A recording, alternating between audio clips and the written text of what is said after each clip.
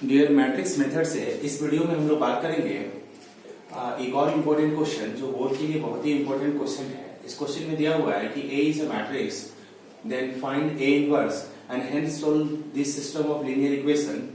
ये जो given linear equation दिया हुआ है इसका एक वैल्यू फाइंड करना है, XYZ का वैल्यू फाइंड करना है। तो यहाँ पे देख रहे हैं कि इसका जो कोफिशिएंट है 2 - 3 5 और यहाँ पे 3 2 - 4 1 1 - 2 ये गिवन मैट्रिक्स का इक्वल है।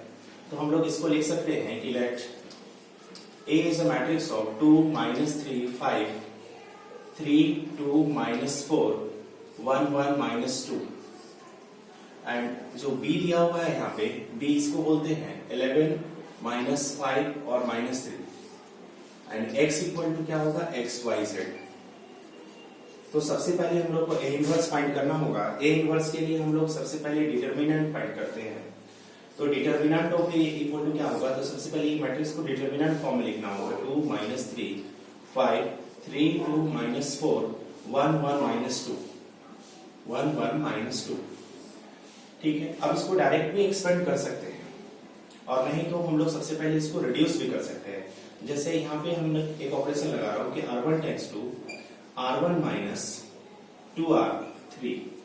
अगर क्या कर रहा हूँ कि R1 में ऑपरेशन कर रहा हूँ, R1 tends to R1 minus अगर 2R3 कर रहा हूँ तो क्या हो जाएगा, यहाँ पे 0 हो जाएगा। और R3 tends to R2 tends to R2 में क्या कर रहा हूँ, R2 माइनस यहाँ पे 3 से इंटू करके इससे सब्ट्रैक्ट करेंगे तो 3R3 होगा। तो ऐसे हम लोग ऑपरेशन इस पे लगा के इसको एक्सपेंड करेंगे तो क्या हो जाएगा, determinant of A equal to R1 में ऑपरेशन लगाया है 2 - 2 से इंटू करना है तो 2 - 2 क्या हो जाएगा, इसको 1 से इंटू करेंगे तो 2 से इंटू करेंगे तो 1 × 2 2 - 2 क्या हो जाएगा 0। यहाँ -3 है और इसमें क्या करना है 2 से इंटू करना है तो 2 करेंगे तो क्या हो जाएगा, यहाँ पे -3 - 2 तो -5 होगा। यहाँ पे 5 है, ठीक है। और यहाँ पे हम लोग को R3 में क्या करना है 2 से इंटू करना है तो -5 और माइनस करना है R5 माइनस किससे इंटू करना है, इसको 2 से इंटू करना है -2 × 2 तो क्या हो जाएगा 5 माइनस प्लस 4 हो जाएगा 9। उसी तरह से इसमें हम लोग किए थे कैसे, -3 और क्या करना था -3 R1 - 2 से इंटू करना था 2 × 1 यहाँ पे 1 था तो ये -5 हो रहा था, ठीक है। उसी तरह से इसको कर दिया कि 5 माइनस इसमें 2 से इंटू करेंगे, ठीक है, तो ये 9 आ रहा है। उसी तरह से R2 में कर रहा हूं तो R2 में क्या कर रहे हैं 3 - 3R3 तो 3 × 1 क्या हो जाएगा 0 तो यहाँ पे 0 आ गया। अब यहाँ पे कर रहा हूँ R2 माइनस कितना 3 से इंटू करना है × 1 तो 2 - 3 क्या हो जाएगा -1 तो यहाँ -1 हो गया। अब यहाँ पे -4 है, -4 माइनस इसमें कितना से इंटू करना है 3 से इंटू करना है तो -4 माइनस प्लस 6 हो जाएगा, ये हो गया 2। और आखिरी में तो कोई भी ऑपरेशन नहीं किया 1 1 - 2। अब ये आसानी से हम लोग एक्सपेंड कर सकते हैं। देखिए क्या होगा, अब इसके अलावा अगर हम सिंप्लीफाई करेंगे तो क्या हो जाएगा 1 होगा, ये और ये कैंसिल हो जाएगा तो 5 × 2 -10 हो जाएगा, -10 माइनस 1 × 9 माइनस क्या हो जाएगा 9 माइनस प्लस 9 हो गया, यानी क्या आ गया -1 which is not equal to 0 -1 आ रहा है। कैसे इंटू किया 5 × 2 -10 हो गया माइनस प्लस 9 हो गया तो यहाँ पे -1 आ गया। Hence the given system of equation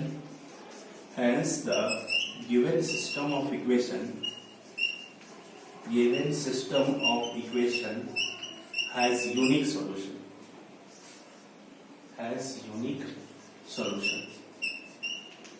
अगर नॉट इक्वल टू 0 के केस में क्या होता है यूनिक सॉल्यूशन होता है।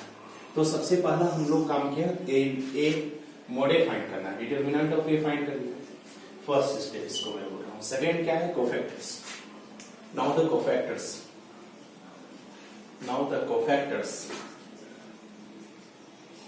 कोफैक्टर्स ऑफ एलिमेंट ए।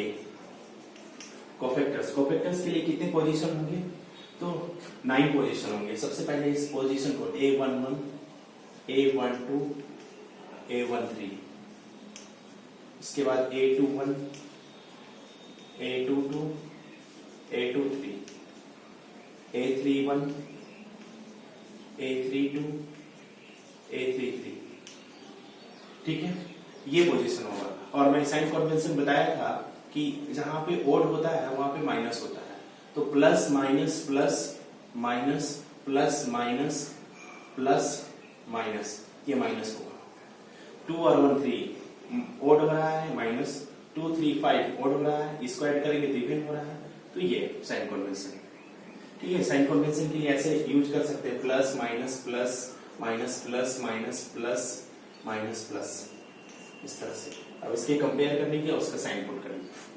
अब A11 कैसे हम फाइंड करेंगे, तो A11 के लिए क्या होगा, देखिए सबसे पहले जो ये डिटर्मिनेंट दिया हुआ है, ये जो डिटर्मिनेंट है इसको यहाँ पे लिखेंगे 2 माइनस 3 5 3 2 माइनस 4 1 1 माइनस 2, क्या होगा A11 row 1 and column 1 cancel हो गया, ये जो बचा इसको माइनर बोलते हैं, इसको क्रॉस इंटू करेंगे तो क्या हो जाएगा 2 into minus 2 minus 4 minus 1 into minus 4 minus 4, क्या हो जाएगा माइनस 4 प्लस 4 इक्वल टू क्या हो रहा है 0, तो ये हो गया 0, तो यहाँ पे आ गया 0।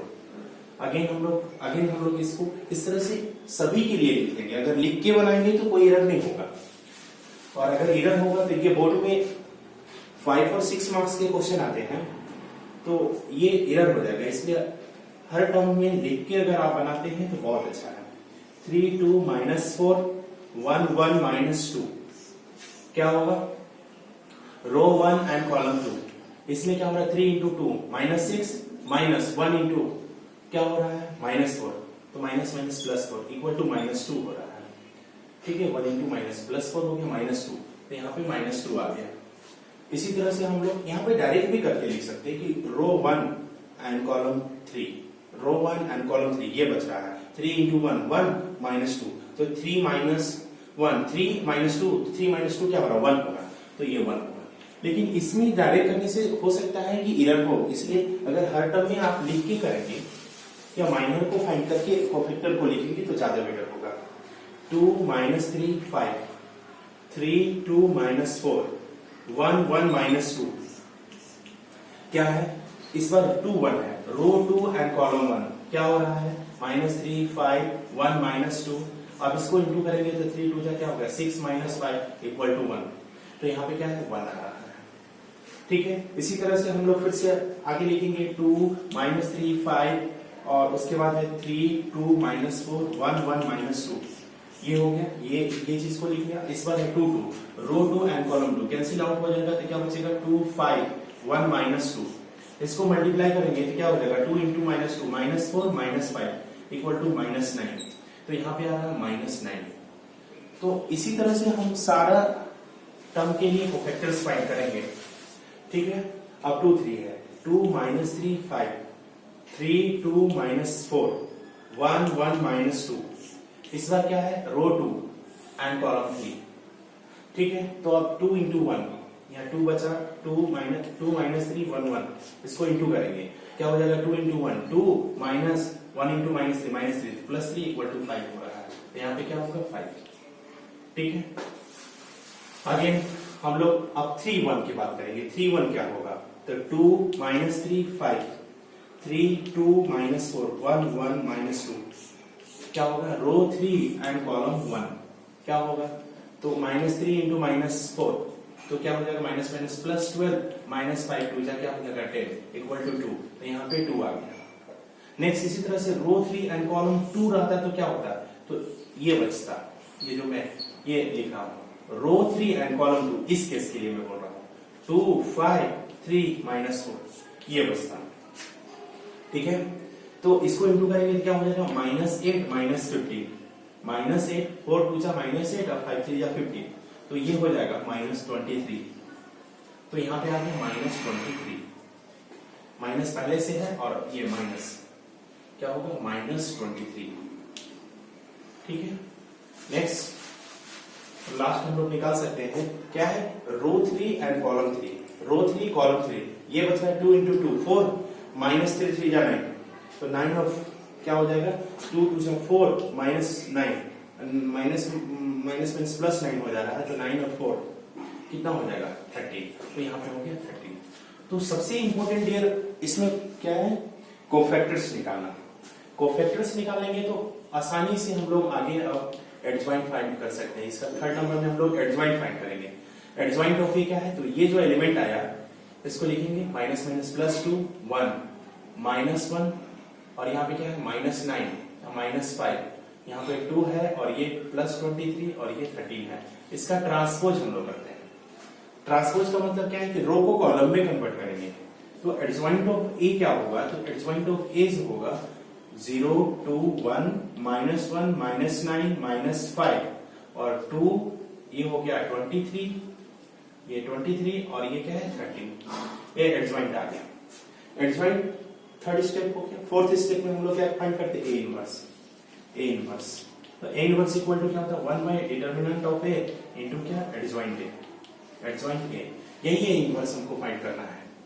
तो 1 बाय ये क्या है, मोडे का वैल्यू -1 आया है, तो यहाँ -1 पुट करेंगे इनटू एडजॉइंट क्या है 0 -1 2 2 -9 23 1 -5 13। ठीक है, अब इसको माइनस से डिवाइड कर देंगे तो जो माइनस में है वो प्लस में हो जाएगा और जो प्लस में वो माइनस में हो जाएगा। तो 0 तो 0 ही रहेगा, लेकिन यहाँ -1 है, ये क्या हो जाएगा 1 होगा, ये -2 हो जाएगा, ये -2 होगा, ये 9 हो जाएगा, ये -23, यहाँ पे -1 हो जाएगा, ये माइनस है तो प्लस होगा और ये प्लस है तो माइनस होगा। ये ए इनवर्स आ गया। अगर यहाँ बड़ा नंबर होता तो ऐसे ही ए इनवर्स रहने देता, उसमें मल्टीप्लाई करने के बाद निकालता। तो ये फोर्थ स्टेप हो गया। लास्ट स्टेप हम लोग को फाइंड करना है एक्स। एक्स इक्वल टू क्या होता है A inverse into B. A inverse into B, तो ए इनवर्स हम लोग फाइंड कर लिया, कितना आया है 0 1 -2 -2 9 -23 -1 5 -13 इंटू बी। बी का वैल्यू यहां दिया हुआ है 11 -5 -3, 11 -5 -3। अब इसको मल्टीप्लाई करेंगे तो क्या हो जाएगा, इसको मल्टीप्लाई करेंगे ऐसे, तो 0 11 से इंटू होगा तो क्या हो जाएगा 0 होगा, 1 इंटू -5 होगा और ये माइनस माइनस क्या हो जाएगा +6 होगा।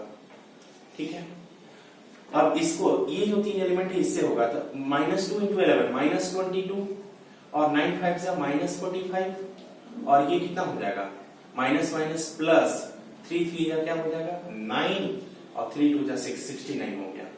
और लास्ट है 1 इंटू -11 और माइनस क्या हो जाएगा 5 5 से 25 और ये माइनस माइनस प्लस 39 13 इंटू 3 39। अब ये आ रहा है x आ रहा है और x को हम लोग क्या लिखते हैं, x को लिखे हैं x y z। तो ये आ गया x y और z। x y z का वैल्यू क्या आएगा, तो यहाँ पे देख रहे हैं कि -5 + 6 1 आएगा और इसको पहले देख लीजिए क्या है 69 पॉजिटिव है और ये 5 और 2 7 और 4 और 2 6 67, यानी क्या होगा 69 - 67 करेंगे तो ये हो जाएगा 2, तो यहाँ पे आ रहा है 2। और यहाँ पे देख लीजिए 39 में कितना हो रहा है 5 और 1 6 और 2 और 36, यहाँ पे आ रहा है 3, ये हो रहा है 3। तो ऑन कंपेयरिंग हम लोग लिख सकते हैं क्या, on comparing x equal to x का 1 होगा, y का 2 होगा और z का वैल्यू क्या होगा 3। यही इस इक्वेशन का सॉल्यूशन होगा।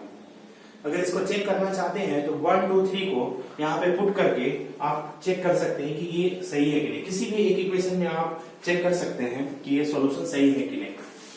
तो चेक करने के लिए क्या है, फर्स्ट इक्वेशन हम लोग देख लेते हैं, किसी भी इक्वेशन में हम लोग पुट कर सकते हैं, फर्स्ट सेकेंड थर्ड। चलिए थर्ड इक्वेशन में हम लोग पुट करते हैं x + y - 2z equal to क्या है -3।